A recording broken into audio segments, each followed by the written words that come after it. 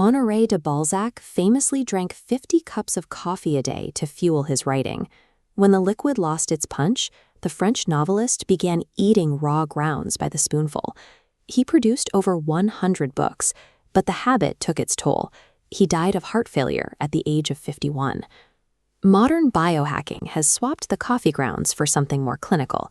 At the 2018 World Economic Forum in Tianjin, China, academics and entrepreneurs debated whether cognitive enhancement substances should finally go mainstream.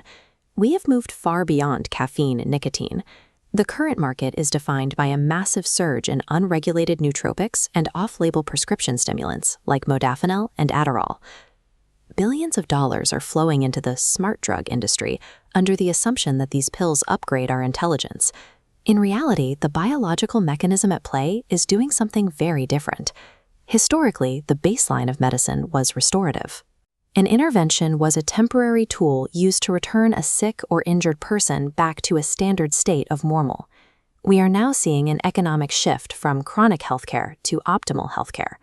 In this new paradigm, perfectly healthy individuals are treated as incomplete or lacking, requiring constant chemical mediation to reach their potential. This chart illustrates health redefined as a speculative pursuit of surplus life. Pharmaceutical markets prioritize the endless expansion of what a body can do, rather than maintaining it.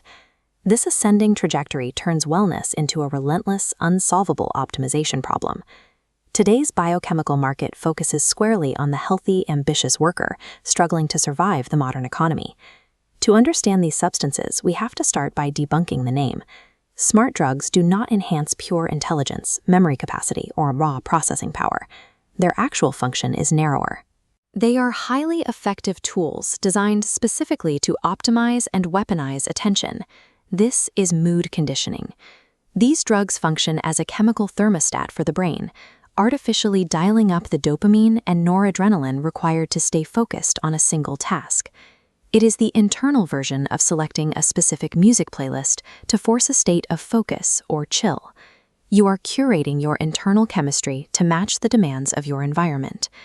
These drugs provide the stamina to remain at a terminal for unnatural durations. They don't make you a genius. They make tedious, boring work palatable. This is the birth of the techno-pharmacological self. It is a state where human biology is treated as digital hardware, something to be tracked, updated, and overclocked.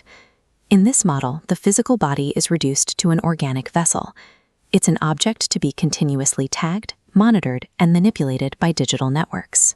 Data harvested from our wearables and screens loops directly back into the body, acting like an ingested drug to artificially stimulate behavior and maintain engagement.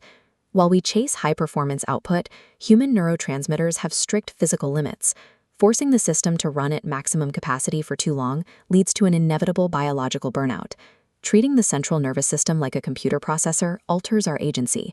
We trade our biological resilience for a temporary boost in productivity. We are living under a smartness mandate. It is the constant societal pressure to upgrade our biological software just to remain relevant in the workforce.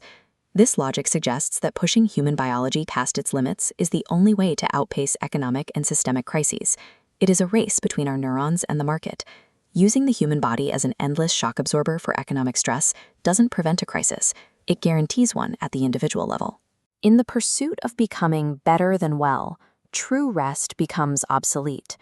Under cognitive capitalism, no mood is allowed to go to waste. If this look into the biohacking industry was interesting, please like the video and subscribe. Leave a comment below with your thoughts on the ethics of enhancement.